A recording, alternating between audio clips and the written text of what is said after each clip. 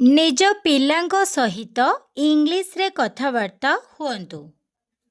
छिड़ा हुओ इंग्लिश रे कहबा स्टैंड अप स्टैंड अप। बसी जाओ सिट डाउन सिट डाउन। किछि तो कुह से समथिंग। पिला मानंको परे आपण जदि विरक्त हो जाती किछि भी कुहंतिनी पिला माने आपनको पचारंती ना किछि तो कुह मामा किछि तो कुह इंग्लिश रे कहबे से समथिंग। पिला मानंको आपण सिखेबे कुह से समथिंग से समथिंग।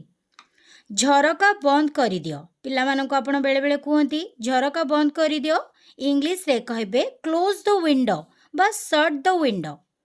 क्लोज द विंडो या शट द विंडो। कबाट बंद करि दियो क्लोज द डोर या shut the door. Close the door या शट द डोर। ठीक अछि। तुम हाथ धुओ wash your hands wash your hands. मो सहित आस कम विथ मी। तुमे जोता पिंध put on your shoes put on your shoes. TV बंद कर बेले बेले आपण पिला कही टीवी बंद कर इंग्लिश रे कहबे switch off the TV switch off the TV. आपण मानक पई होमवर्क हेउची टीवी दूररू देख। एहाकू इंग्लिश रे कौन कहिबा कमेंट रे निश्चिंत भाव में जणातु। आपण मानकू जदि वीडियोटी भल लगिला प्लीज वीडियोटी को लाइक एवं चैनल को सब्सक्राइब कर दियंतु।